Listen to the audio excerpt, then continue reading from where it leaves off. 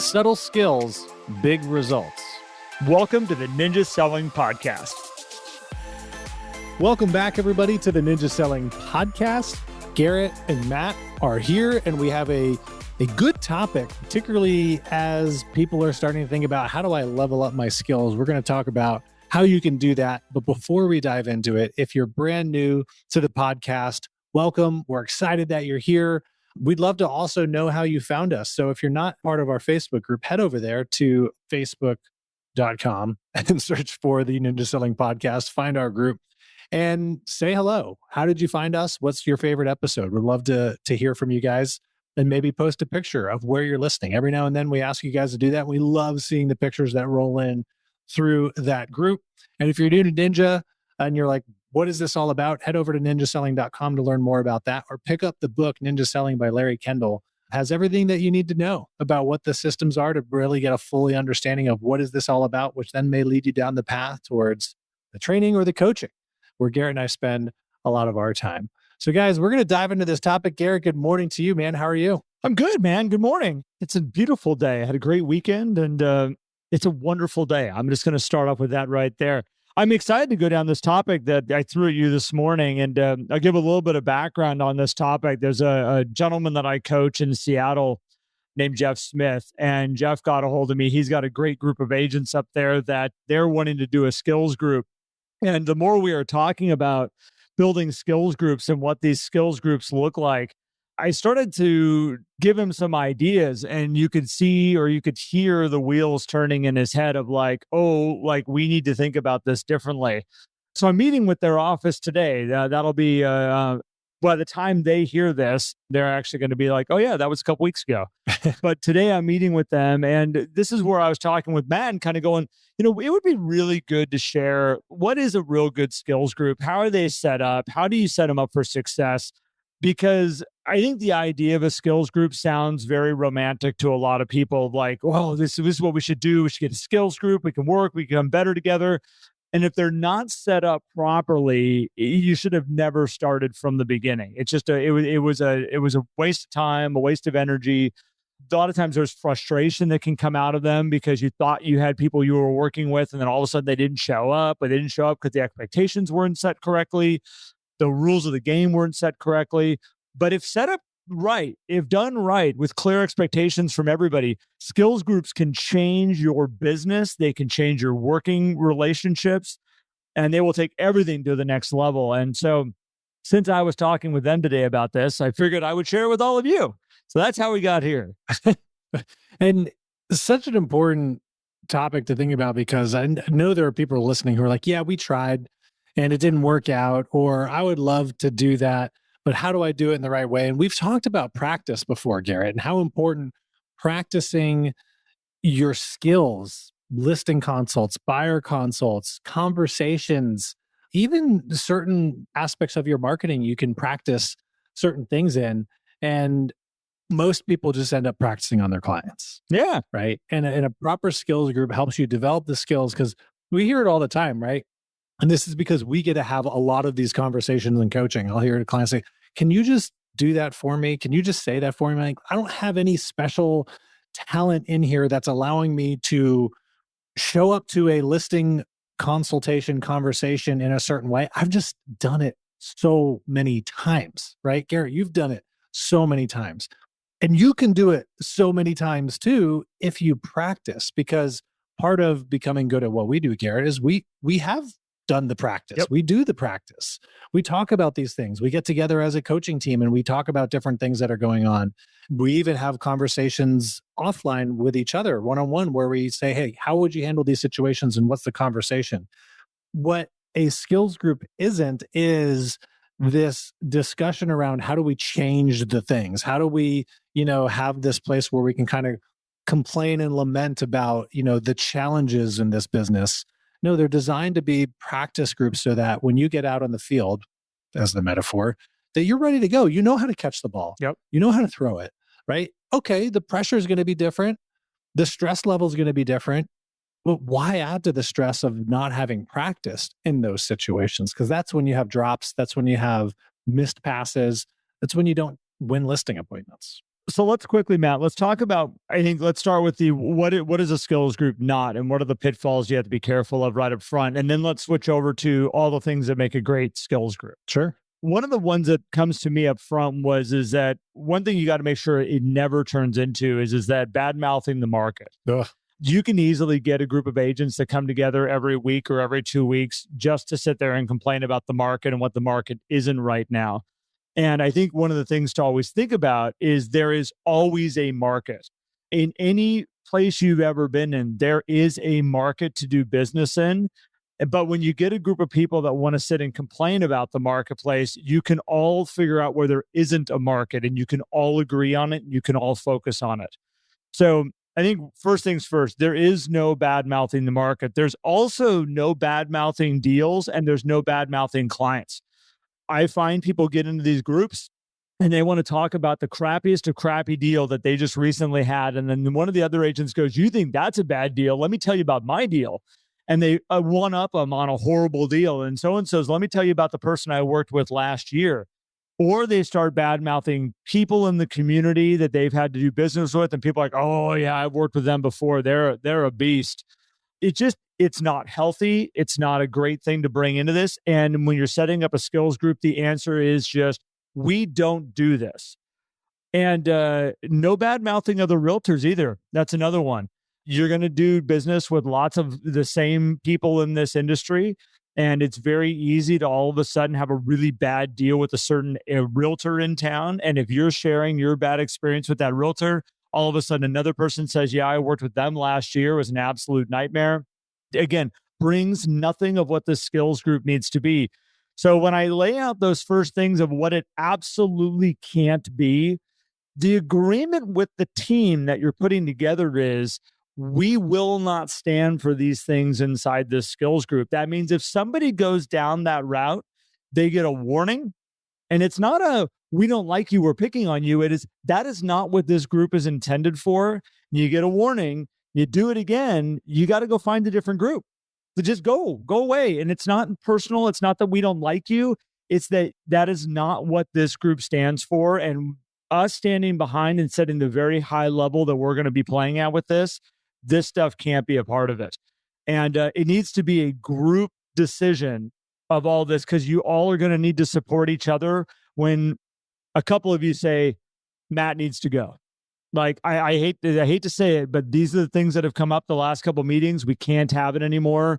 We got to stay true to what the rules are. And if it doesn't have rules to stand behind, then it becomes a personal attack.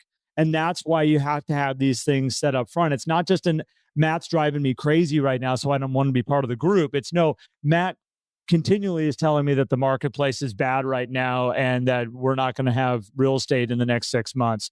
Like, I don't need it. I either need to leave the group or Matt's got to go. But we have rules set up front. Well, and with those rules, it allows you to show up to these sessions to do exactly what you set out to do. Any conversation about like, "Hey, what are the different things that we should do?" Or, should we adjust the way we're doing some things in these skills groups, should always happen outside the actual meeting for the practice session. Because when it comes time to go and meet as a skills group, however big this group is, I mean, I would probably recommend, Garrett was a good size, probably 5, 6. Maybe you can even get up. You could probably get bigger if you have kind of designated ways to handle how you split and do practices. But if you have these rules in place, you get to show up and you get to actually practice and then move on. Otherwise, these things also take so long. I see people get in these groups, they spend an hour before they even start practicing because they're talking about all these things that, hey guys, this wasn't the time to talk about it. This is the time to actually put into play and put into practice these things we've learned so we can get better at them. Yep. Better at having these conversations. So like you mentioned the market, first of all, it's like, that shouldn't even enter it doesn't matter what the market's doing. We're practicing a pre-listing interview today. Yep. Right.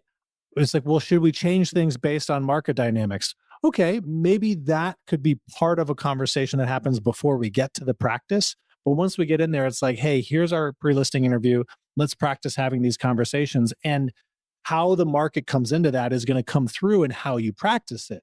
Based on, as a seller, these are how I'm going to respond to these questions. As an agent currently in this market, this is how I'm going to respond or converse based on the seller's response. That's how you filter in all of the current things that are going on to help you get better at these skills so it's timely. Yep. Right. So, yeah, totally on board with having those rules. And so, and I think in also having these rules, you need to have a structure of how this, and by the way, Matt, are there any big no-nos? Because I went through it a couple here. Are there any other ones you're like, it cannot be this before we start talking about the structure of what it should be? I mean, I think you hit on the big no's, so let's dive into what it should be, because this is where it's going to help you then set this up so that you don't even have to worry about those no's coming in, but be aware of those things. I would also say be aware of we talked about this with accountability groups. Maybe this is one more no, is the saboteurs, the people who allow you to poorly perform in your skills group and say, this should be a place of encouragement, but it also should be a place of honest feedback. And so if you are having these conversations, so be open, but don't just be like oh yeah, we're just going to kind of let Garrett continue to not be good at that skill, right? Don't let people just come in and sit by and not get out of it what they're intending to get out of it. Well, and it's interesting too. We're all, if you're coming to a group like this, we're all raising ourselves up to say we all want to be better. And the minute you let somebody get away with bad behavior of not doing at the highest level that we're trying to work towards, you've now set the bar for what's acceptable of the group. Right. So when all of a sudden one person's like, I don't want to do that system, or I'm not going to do it that way. Well, that just says to the entire group, if everybody's okay with that, well, all of these systems are up for grab. None of these really need to be done to the authentic self of how they were originally created. Now it's just like, well, hey, if we change that one a little bit, let's just change this one. Let's just change this one. But all of a sudden, we're not getting the same results that we used to get. Like what happened?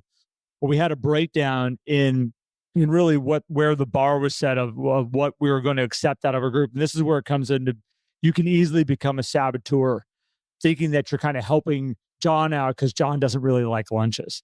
Well, that's not what we're talking about here. We're talking about how do you have the most powerful lunch you can possibly have, or writing the best handwritten note, or doing the perfect pre-listing interview, but I don't like asking that question. Well, as a skills group, let's figure out what your problem is around that question, and maybe you're interpreting it differently so we can help you do it at the best level possible, not just go, oh, well, we just won't ask that one then. Like, that's not where we're going with this. It's a powerful group, but you don't want to let people off the hook.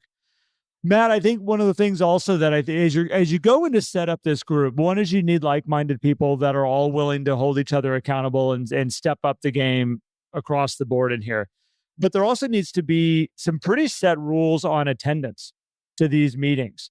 And I think that's where a lot of people also get themselves kind of into a rut with setting up skills groups, is they set it up, they put it on a time, and, everybody shows up to the first one. That's easy. Everybody's, oh, we had the best attendance for the first one. This is so great.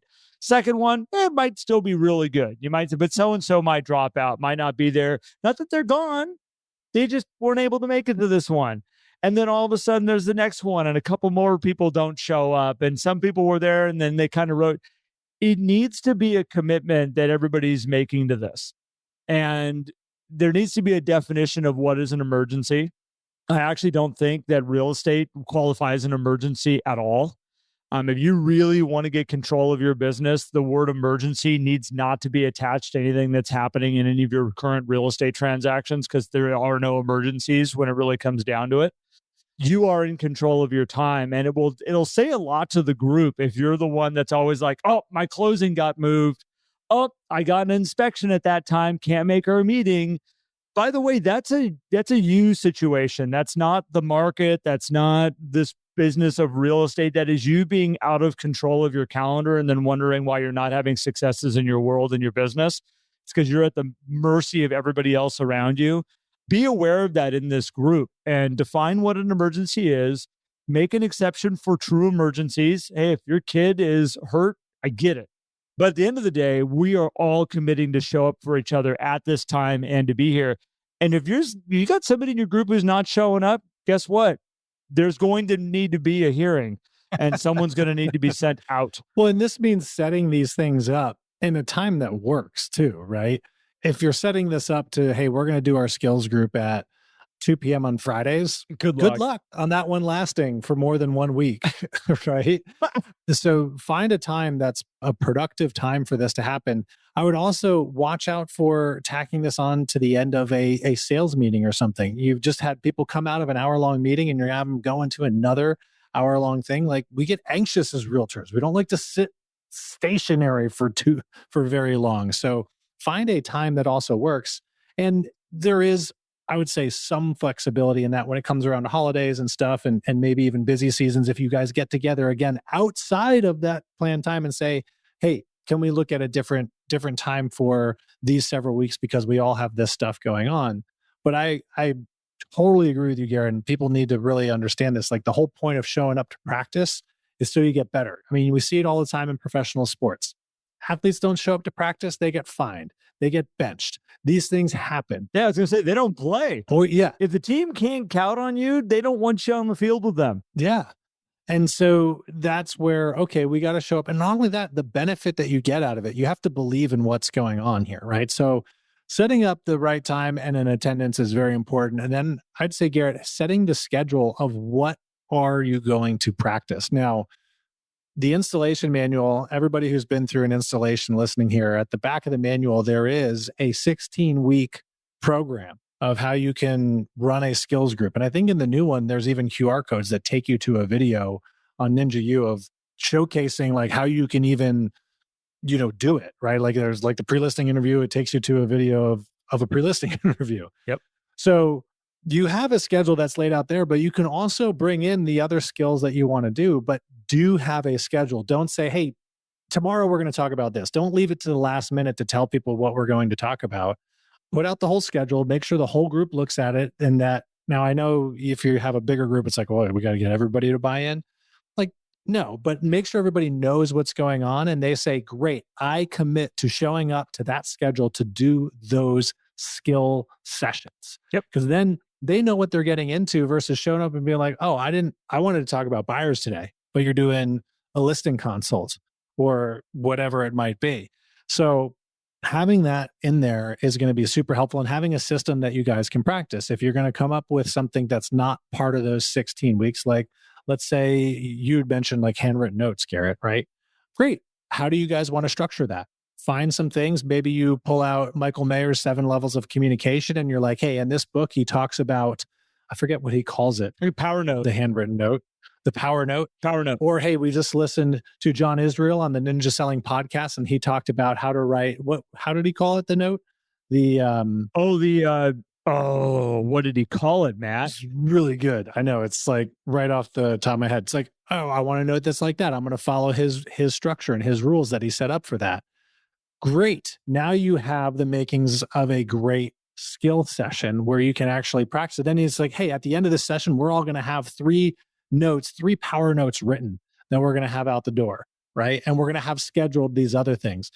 Having that plan makes it work really well. So think about like a handwritten note. You can totally do a skills group and say, hey guys, we're coming together on the skills group this week. We're going to be working on handwritten notes. And by the way, there needs to be a spokesperson of this group, the one that kind of says this is what's going on based off of the consensus of everybody else and working with them. But one person's going to make the decision on it. Let's say it's handwritten notes. Let's say you got 5 people. You all come together. And the first thing is let's all write a handwritten note right now to somebody in this group. Like I'm going to write one to Matt. Matt may write one to Gretchen. Gretchen's going to write one to Tona. Tona may write one over to Matt again. Like, we're all just going to sit there and we're going to write a handwritten note. And then we're going to say our notes out loud and we're going to discuss them. And we're going to talk about how could we have raised the power of that note a little bit? What could we have added in that would have made it a little bit more powerful, meaningful, special? Like, come back together and sit there and say, okay, let's write another one now. Pick a different person. And let's bring all these different elements in from John Israel, from Michael Mayer, from all this, from Ninja, that'll take that note to a higher level now. Let's write a more powerful note. And everybody writes one again. You could probably, as a group, 5 people in an hour's time of a skills group together, you could probably each write 3 or 4 very powerful notes that would get more and more and more powerful every time. That would make you a better note writer for all of your notes going into the future. everything from someone that says, how do you schedule a real estate review? You can do an entire skills group on just the simple creation and phone call of a real estate review to be on point with it every single time to make these happen. And you basically just sit down and work through, what is your structure? How is that working for you? And how can we up this and get better and better and better at it as a group? This is the awesome opportunity that sits in front of a great skills group. But if you don't have a plan up front and you don't have these items listed out that this is what we're going to be working on today, it's very easy to come to the group and be like, well, Matt, what do you think would be a good thing to talk about today? Okay, Gretchen, what would you like to work on today? And now all of a sudden we're a half an hour in and we're still trying to figure out what's going to be beneficial to everybody. Yeah. Like that's the worst place to end up, is sitting there going, and that's going to lead to then people not showing up. Right. And then you're going to be like, hey, well, I got to enforce these rules. It's like, yeah, but there was no content there anyway. So that's fine. Like, we don't need to show up to that.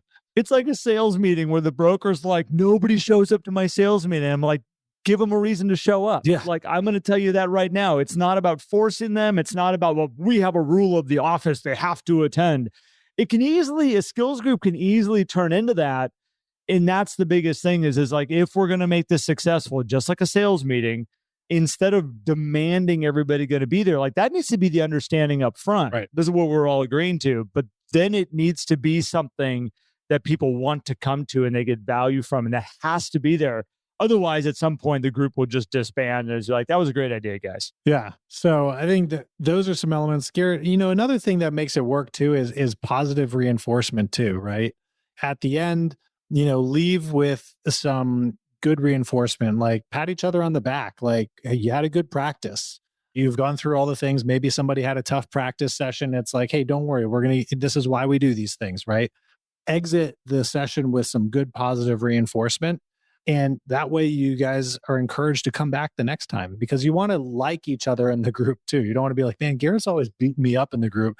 And then he like has this smug look on his face at the end of every session. Well, Matt, if you didn't mess up all the time, I wouldn't have to do that. If you didn't say all those words incorrectly, it would be so much better. If you weren't such a tough client. Why can't you get this right, Matt? No wonder you're a failure. Yeah. Sorry, that was harsh. That's my internal voice having fun. I'm gonna go cry in the corner. But exactly, right? Like, you want to leave on a good note. This is a supportive group. This is a group that you guys have all decided to help be the best, to bring out your best, to bring your best energy. And there's a fine line between helping somebody be great and beating them down.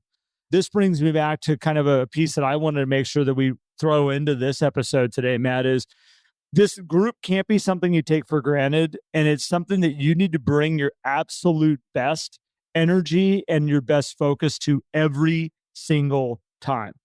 If this group wants to have the highest level come out of it, and which allows you to be critical about how somebody says something, and at the same point be able to have a discussion about it with the best intentions and the best heart involved, it all comes to what is your energy coming to this group. If you're coming to the group going like, well, like I'm kind of the best here, and these guys are all learning from me and they're gleaming my great stuff, so I'm just going to basically tell them how it is as I go through this meeting. That is not great energy to bring to that room, and that at some point is going to have a breakdown. You're all equals. You're all on an equal playing field here. You're all growing together. And the more so you can all come together as a real honest to goodness team to work together, the results can be tremendous. But your energy's got to be right. I remember I had a meeting. We did a train the trainer one time with Win Washley. It was Tammy Spalding, Win Washley. I'm dropping names here, so bear with me. Tammy Spalding, Win Washley, Terry Johnson. These are all very high ninjas, people that have been around ninja for a very long time. John Simmons, he's now with C3. He was in that room. Great group of ninjas. And I remember Win gets up in front of the room and he said, I understand we're all friends. He says, but what I'm asking of you is that if you see fatal flaws in what I am doing and the verbiage that I'm using, the words that I'm using, how I'm presenting, I'm requesting of you that you tell me and you put my feelings aside for a second.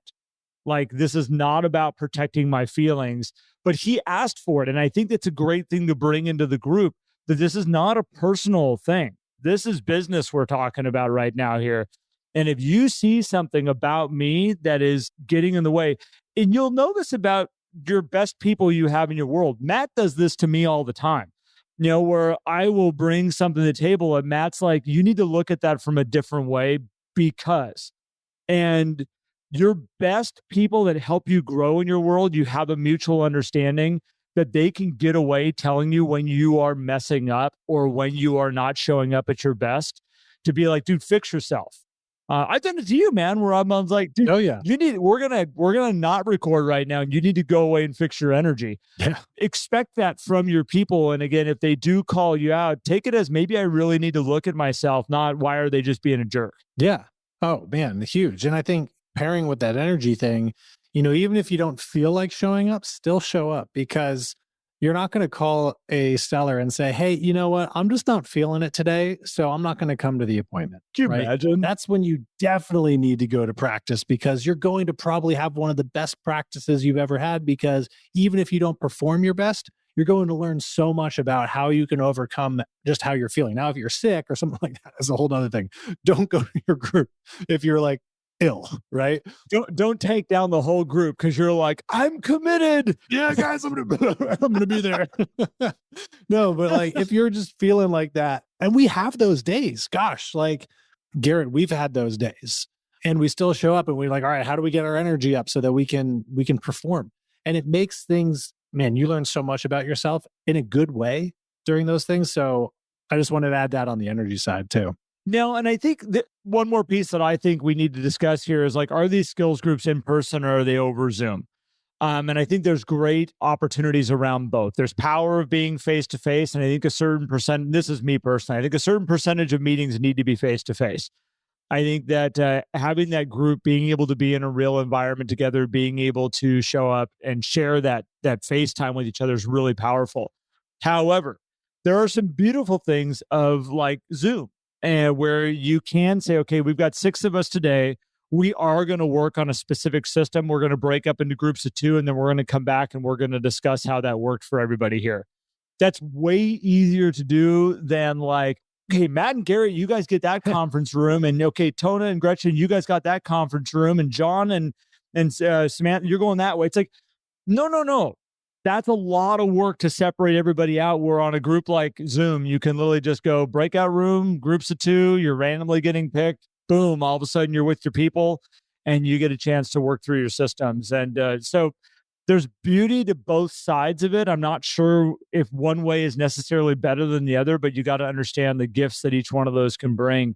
And it might make it easy for everybody to eliminate excuses when it comes to doing a Zoom type of setup, because they can do it from their closet at their house if they needed to have quiet from the rest of the world that's going on around them. Well, and that could just become based on circumstance too. You know, if you're trying to get into a skills group and there's just no ninjas in your company or in your area, or people who have that, or if you're a brokerage of one, let's just say that, you're probably going to end up going the virtual route. I tend to prefer, if you can do an in-person, you're going to get so much more out of, and different skills might provide a different venue, right?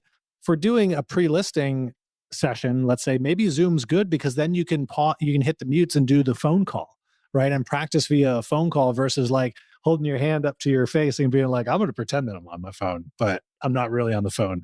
Whereas a buyer consultation, if you are doing a lot via Zoom, might be good with Zoom.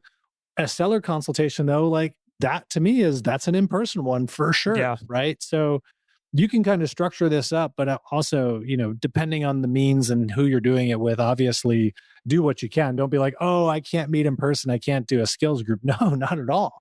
You could definitely still be very productive virtually if you can't do the in person. Well, Matt, you brought up a really good point, is like, this may not be other agents in your office. And I know for a fact, I know a lot of people out there that are maybe listening to this going, man, I wish I had an office of like-minded agents that I could actually do this with.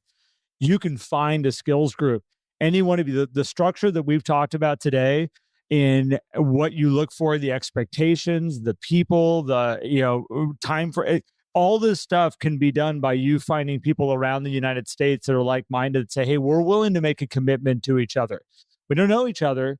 We're not friends as of right now, which sometimes removes a lot of the weird baggage. That's true. That is true. I think there's beauty in not having somebody that's sitting there going like, oh, this is the way our market is, or we're different, where you got a whole group here that's decided that. When you get people all over the United States that are working through these systems, you really start to realize that we're all in the same boat. Even if you're in a second home market and you're, at Vail and you're paired with somebody who's in Sioux City, Iowa, you all of a sudden will realize these systems, handwritten notes, your 10-step buyer's process, the stuff is exactly the same across the board. Yeah. Even though we think sometimes we're so special and we're so different and unique than everybody else. No, these things are universal across the board here.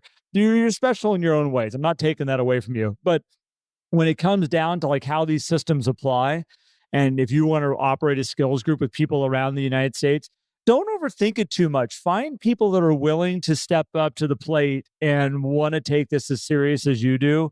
That's the most important piece than finding like, well, I need somebody who's in a metro area, or I need somebody who does farmland, or don't get stuck in the weeds. Yeah. You want people that are committed to helping the group be the best they can be. Totally agree, man. I think that's cool. That's how you put together a good skills group, right? I mean, there it is. It's all laid out right there. And I would encourage everybody to do this, to find this, even if you're like, oh, I don't need that. I would encourage everybody. This isn't a like, oh, I mean, from an accountability perspective, some people are like, well, I don't really need an accountability group, or I don't want one.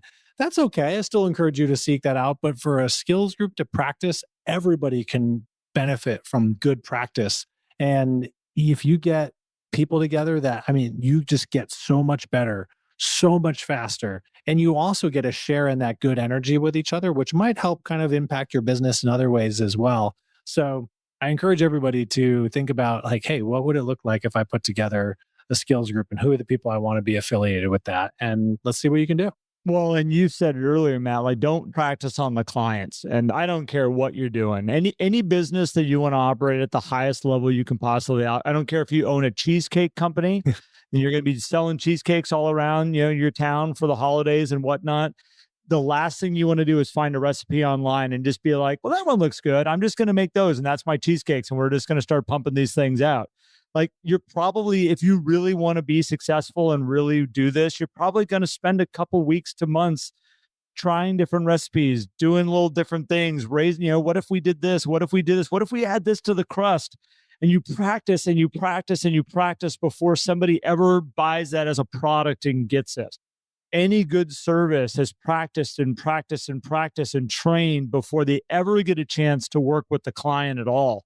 And that's what your opportunity is here is, put in your practice, put in your time, put in your reps so that when that time comes that you're with that client, or the time comes when that system comes up, you have a clear and defined path of how you're going to handle it to get the highest amount of success that you can get out of that time, energy, all of it. So Matt, I appreciate you kicking around this topic with me today. It's a good one, man. Thanks for bringing it. And yeah, to everybody who's listening out there, thanks so much. Matt and I appreciate you so much. We love being able to show up and share ideas and our thoughts. And with that being said, we got an incredible group, which is the Ninja Selling Podcast community on Facebook. We are over 14,000 people in there now. Amazing group of people. And that group is growing every single day with more like-minded individuals. If you want to learn more about ninja selling, you can pick up the book, Ninja Selling by Larry Kendall. You can also go into the website, which is ninjaselling.com, find out about upcoming classes, coaching. We have an amazing group of coaches that are all very specialized in how to help you with your mindset, your skill set, help you put all this into action so you can have the biggest and best results with your business. And they are there to help you reach your goals. That is our number one kind of thing we talk about internally with the coaches is your goals are our goals. We're not here always just to make sure that you're making the highest income. It might be about restructuring a mindset. It might be about working on your skills. It might be about finding more time to spend with the people you love while maintaining the income that you're making. We will take you where you want to go. That's our goal and our mission with Ninja Coaching. So with that being said, I appreciate you, Matt. Thank you, everybody. And we will be back again soon. Thanks, everyone. If you enjoyed today's episode and would like more, visit us at theninjasellingpodcast.com. There you will also find links for more information about ninja selling and coaching. Have an incredible day.